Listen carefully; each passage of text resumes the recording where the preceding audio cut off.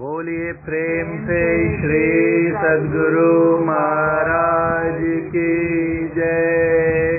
श्री सद्गुरु महाराज की जय।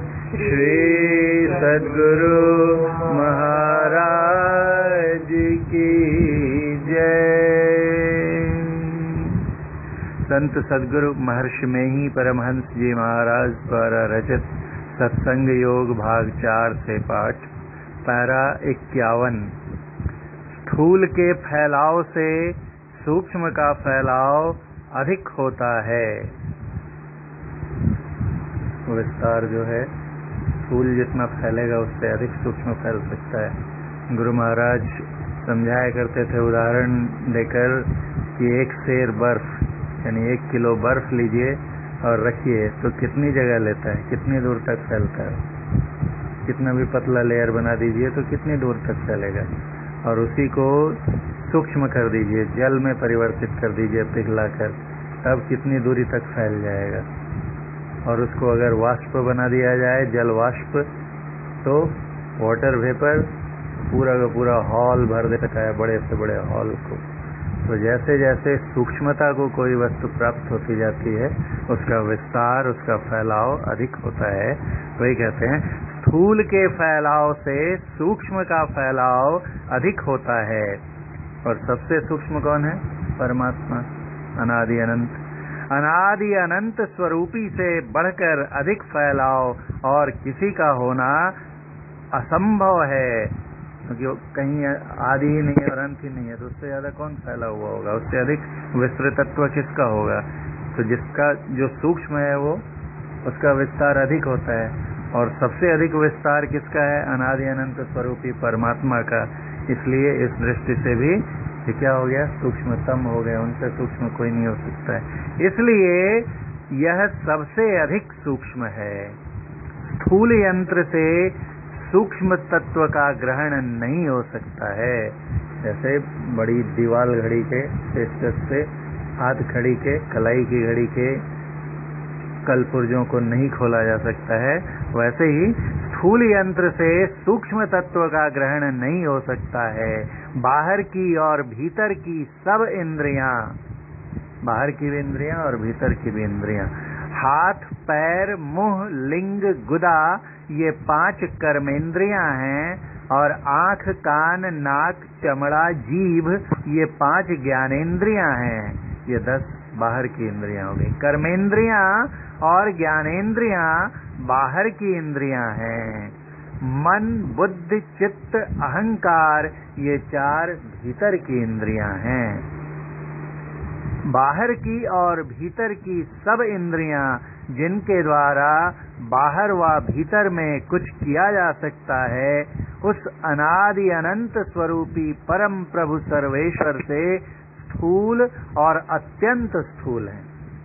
आंतरिक इंद्रियां जो हैं, मन, बुद्धि, चित्त, अहंकार, वो उनसे स्थूल हैं और बाह्य इंद्रियां अत्यंत स्थूल हैं।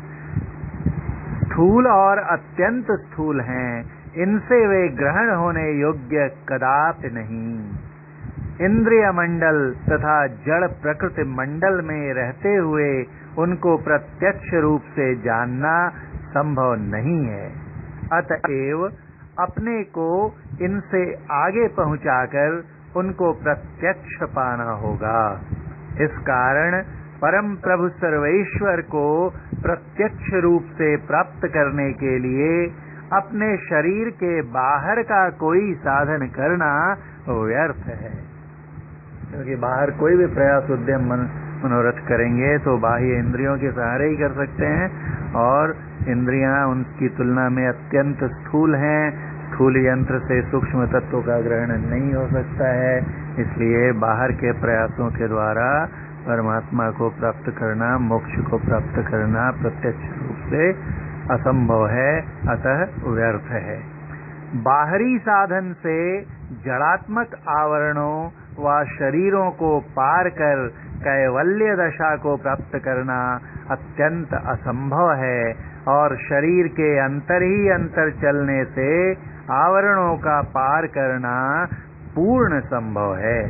अंदर अंदर चलेंगे तो आहिस्ता आहिस्ता अधिक से अधिक सूक्ष्मता को प्राप्त होते जाएंगे और एक स्थिति ऐसी आएगी कि जब हम सूक्ष्मतम अवस्था को प्राप्त करेंगे और तब परमात्मा प्रत्यक्ष हो जाएंगे। इसके लिए जागृत और स्वप्न अवस्थाओं की स्थितियां प्रत्यक्ष प्रमाण हैं। जागृत में कहाँ रहते हैं हम लोग, बाहर रहते हैं, और स्वप्न में अंदर होते हैं, स्थूल में और अंदर होते जाते हैं, तो बाहरी इंद्रियां छूटती चली जाती हैं। स्वप्न में जो दिखते हैं वो दिखता है रूप, लेकिन बाहर का रूप रहता है क्या, उसको छू सकते क्या हाथ से? तो अंदर जो है सूक्ष्म दुनिया होती है, तो अंदर जाते हैं तो सूक्ष्मता को प्राप्त होते जाते हैं। इसके लिए जागृत और स्वप्न अवस्थाओं की स्थितियां प्रत्यक्ष प्रमाण हैं। यह कहना कि परम प्रभु सर्वेश्वर सर्वव्यापक हैं, अतः वे सदा प्राप्त ही हैं, उनको प्राप्त करने के लिए बाहर व अंतर यात्रा करनी अयुक्त है। और यह भी कहना कि परम प्रभु सर्वेश्वर अपनी किरणों से सर्वव्यापक हैं, पर अपने निज स्वरूप से एक देशीय ही हैं, इसलिए उन तक यात्रा करनी है। ये दोनों ही कथन ऊपर वर्णित कारणों से अयुक्त और व्यर्थ हैं। एक क्या कहते हैं कि परमेश्वर तो सर्वव्यापक हैं ही, तो उनको प्राप्त करने के लिए जाना क्या है, बाहर या अंदर कहीं भी जाने की क्या जरूरत है, वो तो प्राप्त ही है। तो प्राप्त ही है तो फिर दिखते हैं, दिखाई देते हैं, नहीं दिखाई देते हैं। क्यों नहीं दिखाई देते हैं? कि हैं तो बाहर में भी, लेकिन जिस अवस्था में है, जिस सूक्ष्मता में है, उस सूक्ष्मता को ग्रहण करने के लिए हमारे पास उपकरण नहीं है, साधन नहीं है। इसलिए बाहर उनके रहने के बावजूद हम उन्हें बाह्य इंद्रियों से प्राप्त नहीं कर सकते, तो फिर उनका होना भी कोई महत्व नहीं रखता है। और दूसरा एक ये भी कथन होता है कि वो कहते हैं कि परम प्रभु परमेश्वर जो हैं अपनी किरणों से सर्वव्यापक हैं तो वो एक देशी है, किसी एक स्थान में रहते हैं, लेकिन वहाँ से उनकी किरणें जो हैं फैलती हैं और उनकी किरणें सर्वव्यापक होती हैं। गुरु महाराज कहते थे कि ये भी अयुक्त है कि कोई एक जगह पर रहे, निश्चित स्थान पर रहे, तो उससे जो किरण निकलेगी वो एक जगह रहेगा, मतलब वो सीमित हो गया, एक सीमा में बन गया। तो सीमित वस्तु चाहे कितनी भी बड़ी हो, उससे जो किरण निकलेगी वो असीमित नहीं हो सकती है, अनंत दूरी तक नहीं जा सकती। जैसे चांद से किरण जो निकलेगी कितनी दूर तक जाएगी, सूर्य से निकलेगी कितनी दूर तक जाएगी, लेकिन सब जगह जा सकती है क्या? कितना भी बड़ा तारा हो जाए बहुत दूर तक जाएगी, लेकिन सर्वव्यापक नहीं हो सकती है, क्योंकि जो खुद सीमित है उससे जो कुछ निकलेगा वो भी सीमित ही होगा। सीमित वस्तु सीमित तत्व को ही उत्पन्न कर सकती है, असीमित तो असीमित पे ही निकल सकता है। एक को तो प्रत्यक्ष, दो हो गए दोनों, एक को तो प्रत्यक्ष प्राप्त नहीं है, बोलता है कि सर्वव्यापक है, लेकिन प्राप्त तो है नहीं प्रत्यक्ष, देखता तो है नहीं परमात्मा को। हरदम प्रभु रहे संग कबहु भव दुख न टरे, और अंदर में ही है लेकिन दिखते नहीं। वह मन मोदक से भूख बुझाता है।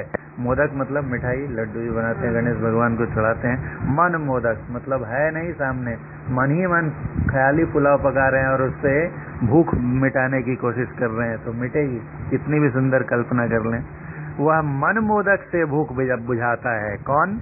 जो कि ये मानता है कि परमात्मा तो सर्वव्यापक है ही, तो बाहर भी अंदर भी है, जाना कहाँ है। और दूसरा जो कि कहता है कि एक देशी हैं लेकिन किरणों से सर्वव्यापक हैं, और दूसरा यह नहीं ख्याल करता कि एक देशीय व परिमित स्वरूप वाले की किरणों का मंडल भी परिमित ही होगा, सीमित ही होगा। वह किसी भी तरह अनादि अनंत स्वरूपी नहीं हो सकता। एक अनादि अनंत स्वरूपी की स्थिति अवश्य है, यह बुद्धि में अत्यंत स्थिर है। इसके बिना बुद्धि जो है शांत होती ही नहीं, तृप्त होती ही नहीं, जब तक एक अनादि अनंत तत्व को नहीं मान लिया जाए। अपरिमित पर परिमित शासन करे यह संभव नहीं है। परम प्रभु सर्वेश्वर को अनादि अनंत स्वरूपी व अपरिमित ही अवश्य मानना पड़ेगा। उनको अपरोक्ष रूप से प्राप्त करने के लिए क्यों अंतर में यात्रा करनी है, इसका वर्णन ऊपर हो चुका है कि अंदर में क्यों करना पड़ेगा, बाहर करेंगे तो मिलेंगे नहीं। इसके आगे का भाग आगे कल पढ़ेंगे। बोलिए प्रेम से श्री सद्गुरु महाराज की जय।